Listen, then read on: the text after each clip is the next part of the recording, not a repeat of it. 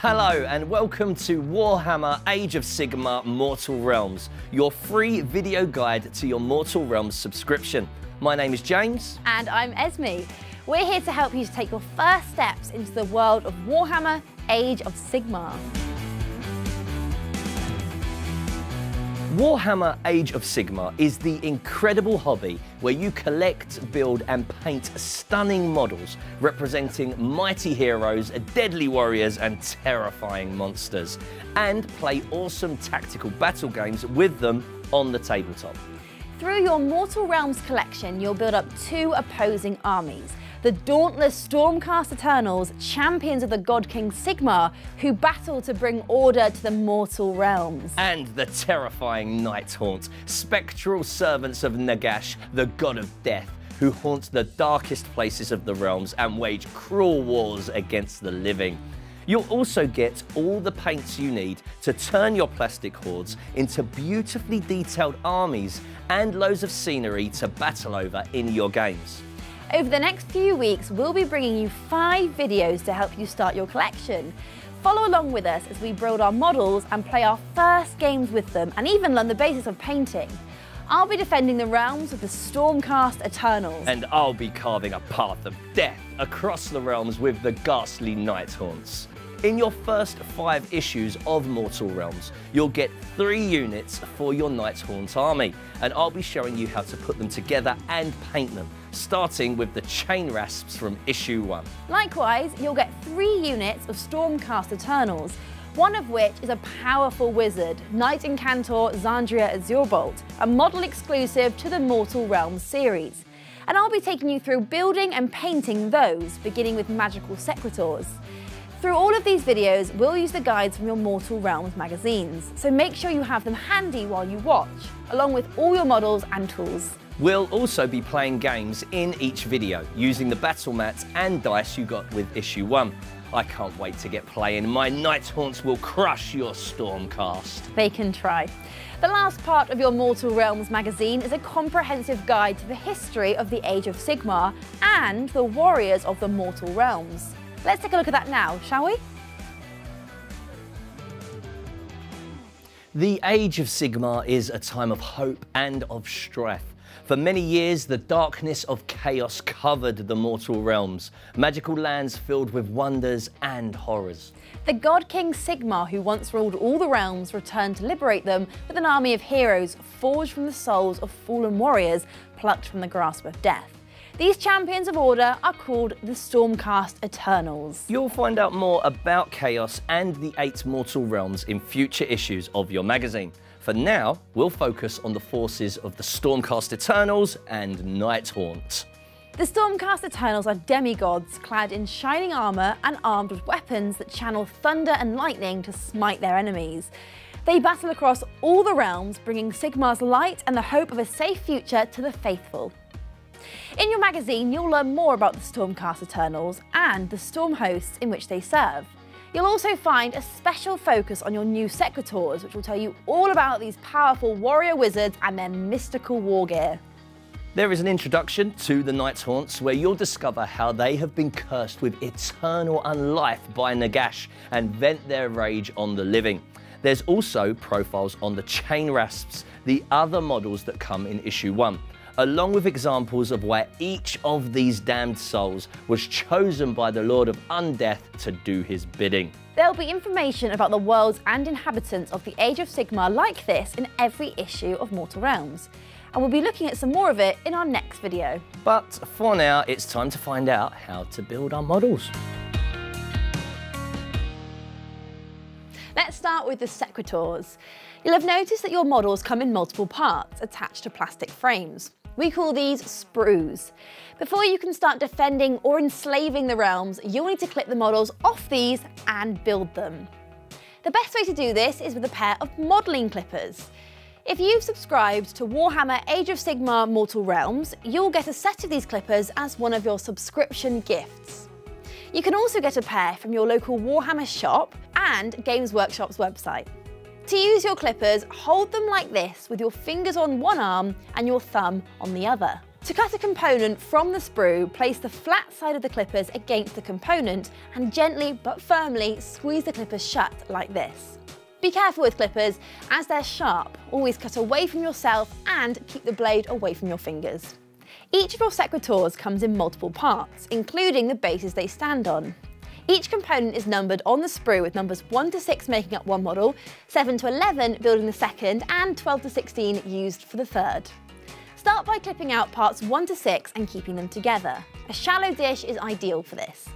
These will make the Secretor Prime the leader of the unit.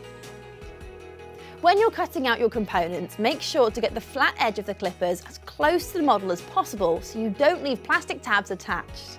But be careful not to remove these pegs on the feet. You need these to make sure the models stand on their bases. So with all the bits for our Secretor Prime clipped off the frame, let's build our first model. You'll find a step-by-step guide to this in the build section of your magazine, so let's follow that. To start off with, you need to decide if you want your Secretor Prime to be wearing her helmet or not. If she's not going to wear the helmet, use part 2, and to keep it on, you'll want part 3. She's got cool hair, so I'm going to let her be bareheaded and use part 2. Push the rod in part 2, or 3 if you choose the helmet version, into the socket in part 1 as shown in step 1A. With some gentle pressure, push the two pieces together until they're flush. Now we need part 4. This is the front of the Secretor Prime's body. There are multiple rods on part 4. Line them up with the sockets in part 1 and push the sections of the model together just like before. Your Secretor Prime is nearly done. She just needs her shield and base now. The shield is part 5 and has a single rod to connect to the remaining empty socket on part 1. Lastly, line up the pegs on the model's feet and shield and push them firmly into the slots on the base. Congratulations, you've just built your first model. Have a quick look over it and make sure all the components are pushed together properly, not leaving any gaps. Now, she doesn't want to be alone in battle, so it's time to give her some comrades. Following the instructions in your magazine, build your other 2 Secretors. These don't have any optional parts and are designed to be easily assembled. Remember to carefully line up the rods and sockets on each component and push gently but firmly to make sure each Secretor is securely built. Don't use too much force. You wouldn't want to injure them before they've even made it to the battlefield. That's your first unit of Stormcast Eternals ready for battle. We'll look at how to paint them in our next video. For now, let's check in with James to find out how to build your chain rasps. Those Stormcast Eternals need enemies. Let's get our chain rasps built. Like the Secretors, these come on plastic frames and are designed to be built quickly and easily. Each chain rasp comes in either 1 or 2 parts, along with separate bases. Grab your clippers and remember Esme's advice for how to use them. Following the guide in the magazine, clip out parts 18 and 20. These will be used to build the Dreadwarden, the leader of your unit of ghostly horrors. Oh, and here's an important tip. Each of the chain rasps has a tab that goes into the slot on their base. Be careful not to clip these off. With all of the parts clipped out, building your Dreadwarden is easy. Just line up the rods and sockets and push the 2 sections together, just like you did for the Secretors. Then grab one of your black bases. They're all the same, so it doesn't matter which, and push the tab into the base. That's your Dreadwarden ready. Now to get the rest of your chain rasp horde to back him up. There are 9 more models to build, but the good news is that most of them are made up of 2 parts just like this one, and one is just a single piece. You'll have them ready in no time. Here's our first unit of Night Haunts. You'll get a brush and your first paint along with issue 2, and we'll be looking at how to paint them in our next video. For now, I can't wait to get them onto the battle mat and show those Stormcast Eternals the wrath of Nagash. In fact, let's do that now. It's time to play a game. This will be a fun experience, and more importantly, it will help you learn some of the basics of playing Warhammer Age of Sigmar. Here, the Secretors and chain rasps will clash in brutal combat. Whoever survives the encounter will win. We'll need a few things to get going, starting with the battle mat. This is a surface that we'll play on. It has 2 sides and we want the one with the lightning bolts and skulls marked on it. These will show where our force is set up for the first game. We'll also need the range ruler and dice. Don't worry about what these are for just yet, you'll find out soon. The last thing we need is a token or something similar to use as a marker. Place all of these to one side and get your models. I'll be using all 10 chain rasps. And I'll be using my 3 glorious Secretors. Warhammer Age of Sigmar is a game for 2 or more players, and while you can learn to play by yourself, you'll have even more fun learning with a friend or family member. Once you've decided who's going to play with the Stormcast Eternals and who will use the Nighthaunt, place your models on the lightning bolts and skulls on your gaming mat. You can see how they should look in the magazine. It doesn't matter which of your models goes on which space. In this mission, a small force of Secretors is scouting an ancient temple when they're ambushed by the chain rasps. Because of the ambush, the 2 forces start close together, so it's time to learn how to fight.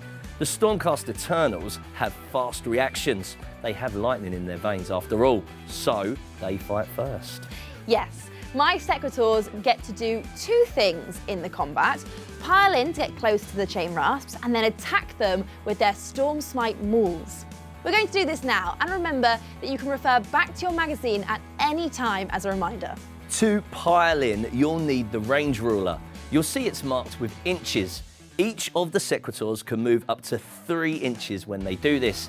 And if they want to attack, they'll need to end their move touching a chain rasp's base. They definitely want to attack, so let's get them all moved into base contact.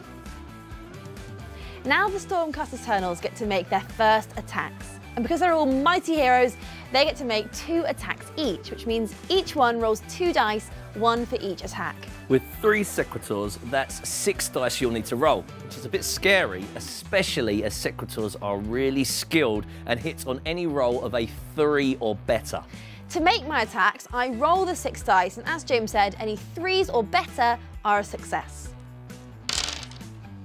1s and 2s fail and don't hit, so we take those away. That leaves 4 hits. Remember that you can see this process in your magazine if you need a reminder. So 4 of my chain rasps are banished back to the realm of death. We remove the ones closest to the Secretors as shown in the diagram in your magazine. We take those off the mat and put them to the side. But it's okay because my remaining chain rasps get ready to fight back. First, I have to pile them in. That works the same way as for the Secretors. They can move 3 inches each. Now, each of your chain rasps that have reached my Secretors gets to attack. They aren't quite as skilled as the Stormcast, so they get 1 attack each and hit on a 4 or better. Again, you can check what you need to roll in your magazine. So that's 3 dice. 1, 2, 3. Here goes. 1 hit. So is that a dead Secretor? Not quite. Each Secretor is heavily armoured and hard to kill, so it takes 2 hits to kill each one. Okay, so that's 1 wounded. Not too bad. Well, that's what the coin we grabbed earlier is for. I'll place this next to one of the Secretors to show that they're wounded. Next time the chain rasps attack, that Secretor will only take 1 wounding hit to kill if they get to attack again, because now it's my turn. It's time to find out who will win the Battle of the Barrows.